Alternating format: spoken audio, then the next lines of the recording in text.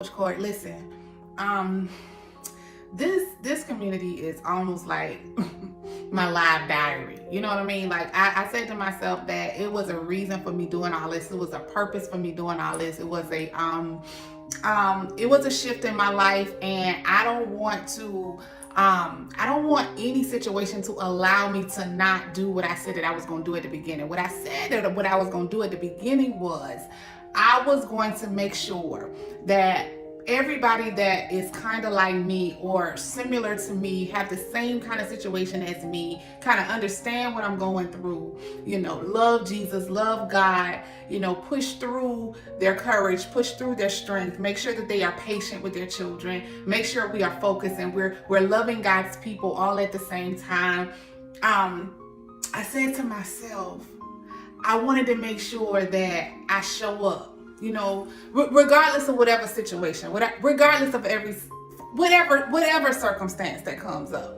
Now, if you look anywhere online, if you maybe look inside of your local community, you see that everybody is basically saying that 2023 is going to be crazy, it's going to be different, and it has been different already. It has been different with pretty much everything as far as our government is concerned, all of that stuff. The pandemic is still around, and the thing about it is, even though all those things are happening, we still have our children and we still go through things.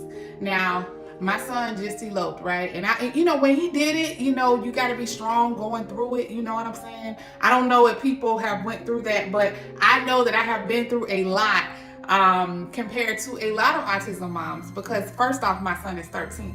And second off, my son is considered on toward the severe side of autism, and he had other stuff going on. He has other stuff going on too, like a mood disorder. He has ADHD, all these things that they put up on his little hat, but he's still my son and I still love him. So it don't even matter, what say, we gonna rise above and we're gonna take care of it. Why? Because I know that the Lord is riding with us, right? And so, I know a lot of people maybe cannot relate, but elopement is real. Elopement is scary. Elopement is something that you don't want for your child. You know what I'm saying? And so because we have this platform, I had vowed to myself when we first started, if you would look all the way down at the first post that I posted in this community, I said, hey, it's gonna be thousands of women in here, and I'm gonna make sure that I just be talking and I'm just doing it. But what happens, right? And I have, I've been showing up, you know what I'm saying? But what happens when I go through? When something comes up and my boys do something, it's like, oh man. I mean, it's almost like I wanna, put up my dukes, like, wait up, hold up now, hold up, but that don't happen. It happens at the beginning when you go on a mission and you got to make sure, you find your child as far as elopement is concerned. But once it's a-okay, and once you know that God came through again, and that, it's all good. And he's with you, or she's back with you. But then nobody gonna tell you about the next day. And then the next day, and that thing started to get in your mind and be like, how did they do this? How did they do this? What did I do, or what did I didn't do? What did I do? What I didn't do? What I should have did? It's still there. Even though I come on here and motivate, even though I inspire, even though I connect people with other people to make stuff work, even though I know about all these different programs, even though I know about all the resources and the source, even though I know all these things, I still am like, whoa, I gotta take a step back. This is bothering me. Every time I leave out my door and I go down outside of my residency, like, it takes a minute to get out of my neighborhood, literally. It takes a minute. You gotta go down, turn down. It's a huge highway, and it's just like, how did he do this? And beyond the highway, he still had to go a long way down. A long way. Okay? 4 o'clock in the morning, pitch dark, and it's just like, whoa, how did this happen? How did he, first off, How did I not hear? You know, so it's like all these things are coming, right? And so you're thinking to yourself, you know, how, you know. But then you say, you know, you got to shake out of it. You got to snap. You got to snap back out. You got to, because you got work to do. Because when you, the next day, guess what? You still got to take care of that same child. He's still doing the same things that he was doing, when he was doing it, how he was doing it. And guess what? At the end of the day, you still got the other things to work on with him. Nothing has changed.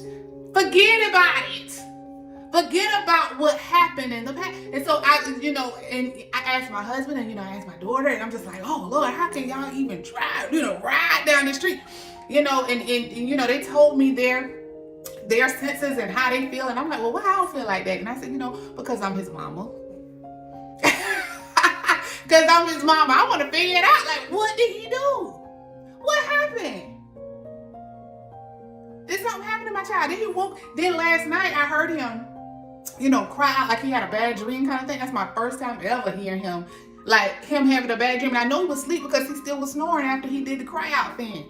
And I was like, man, he having a nightmare. What happened? You know what I mean? It'll mess you up, y'all. It will mess you up. And then this morning, I closed my eyes and I asked the Lord, you know, to help me, to guide me. Y'all already know what I said. He guides and provides. You know, already know. You know, my leaders have me and still have that stuff like grounded in my brain. You know, so I'm just like, okay, so what you want me to do? I'm talking to God. So what you want me to do? What you want me to do? And he said, you know, tell the next person, so they can know about elopement, so they can know that, you know, if this comes up in your baby's life, if this happens, this is what you should do. And these are the 4 things I think you should do. Because I'm in the midst of it, so you know I'm on it, right? So the first thing is forget about it. Forget about it. Leave it in the past. If you continue to stay in the past, you're not even elevating your mindset to be ready for your future. So you have to get rid of it. Let it go. The second thing is forget about it, okay? Leave it in the past, and when you leave it, you forget. And guess what? You can't forget until you forgive. You got to forgive the situation. You got to forgive it. You got to forgive the situation. And of course, you're going to forgive your child. Automatic. Why? Because as soon as you see him, it's like, okay, you forgive it. Because you're just so happy to see him. But you can't forgive the situation, forgive the circumstance, forgive what happened in your mind and what happened as a fact, okay? You can't forgive. You can't forget if you don't forgive. You cannot ever forget it if you do not forgive it. Forgive the situation. Forgive everything about the situation. Just forgive it so you can forget it. And then, this is the next thing. You got to focus. You got to focus on your next. You got to focus on what God is still asked you to do. You know, you got to focus on what's next. You got to focus on how you're going to maneuver throughout your day. And that's what I'm doing. It's like every single, I would say 30 minutes, you know, I'm thinking, okay, so what's my next move? What's my next move? I got to stay focused. I got to stay grounded. I have to make sure that my mind stays steady on the things that I have to do. Because just because that situation happened does not mean that all of these things are not here. Like, I got so much to do. So I have to stay focused on what I need to do while I'm doing it. Pushing through while staying focused.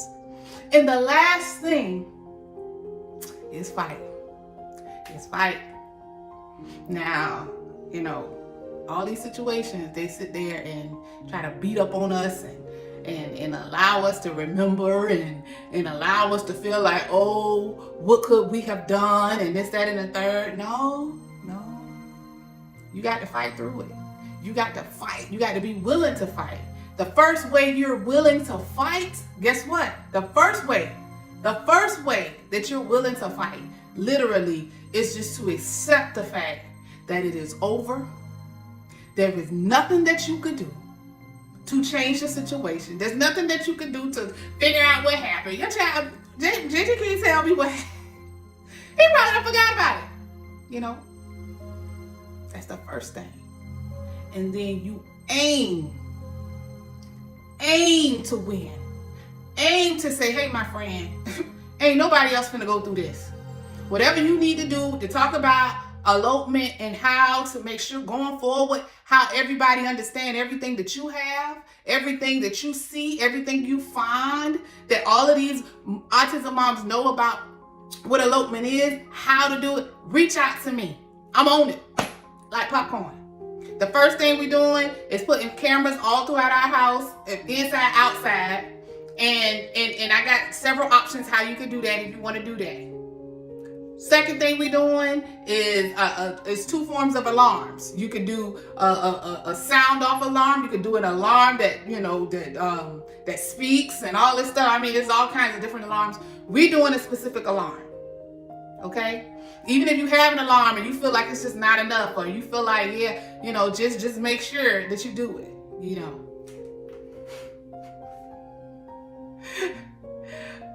I'm laughing because this next thing is different. It's very different.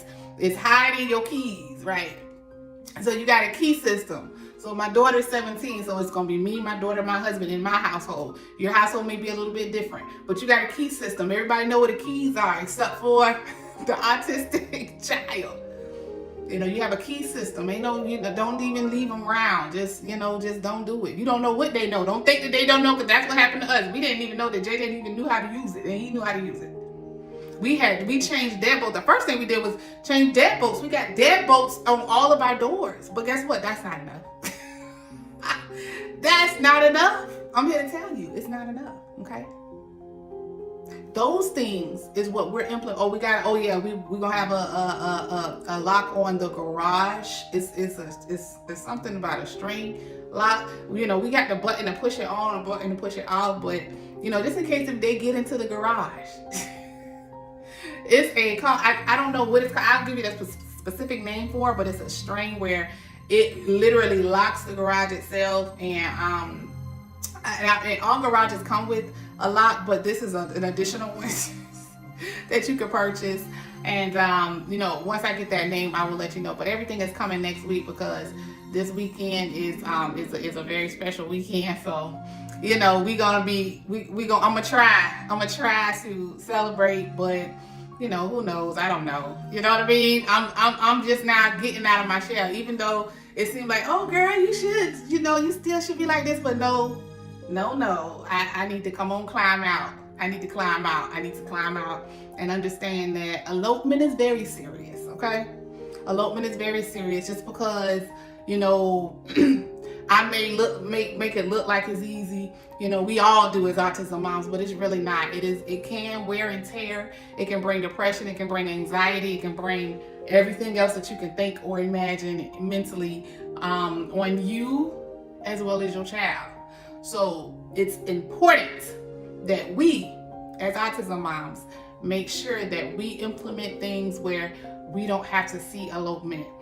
People pass away. It's all kind of traumatic things that may happen when they do this, and there is no reason why. We don't know why, of course. So we gonna make sure that to the best of my ability, I'm going to make sure that I tell you as much as possible to prevent it for you and your family.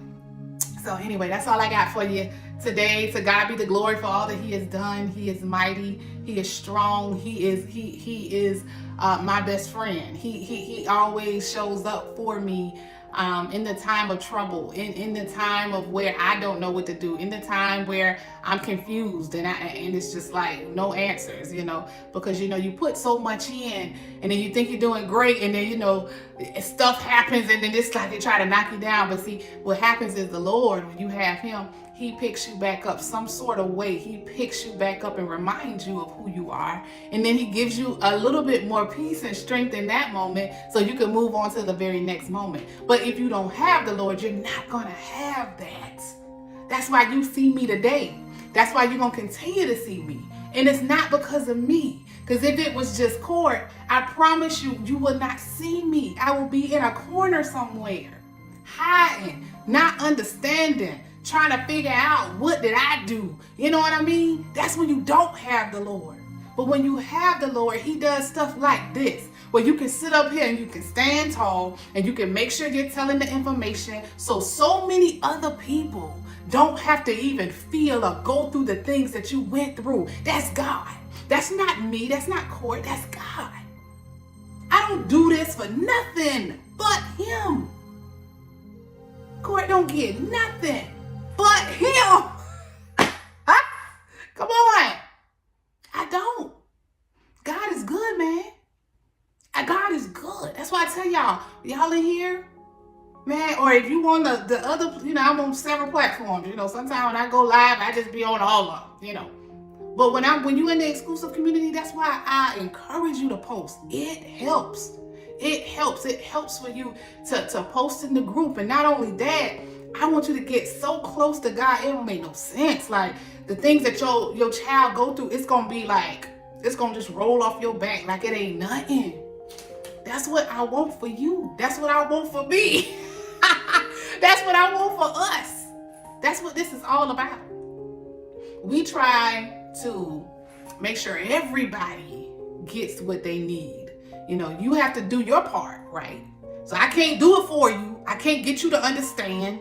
I'm not, the only thing I could do is present it to you. You can receive it. And if you can't receive it, if you don't know how to receive it, then that's when you go to the Lord. That's why we have him. But anyway, to God be the glory for all that he has done. Listen, I don't know if I'm going to be on here tomorrow. Like I said, we have this, this weekend is a very special weekend. So you probably have to figure it out. Y'all probably know anyway. I'll probably be back on here tomorrow. I don't even know.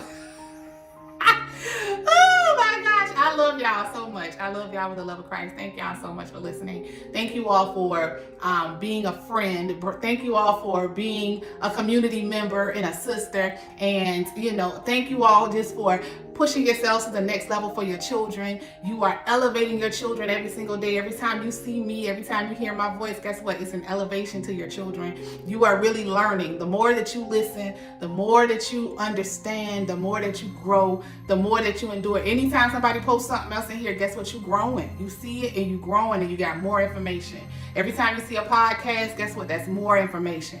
Every time you see somebody that's trying to reach out and connect to you, that's more information. You got to receive the information, put your work in, because we can't do it for you. So you got to put work in. Once you put your work in, God shows his hand, and then you begin to soar like no other. Okay? I love you with the love of Christ. I tell you everything true, just like my last name, Truitt, Truitt. Everything is true over here. Everything is real over here. Real, raw, and uncut, baby. I ain't gonna hold nothing back. Why? Because I want you to win. And as I always say, it always seems impossible, whatever situation, until it's done. I love you with the love of Christ. God bless y'all and have a fan.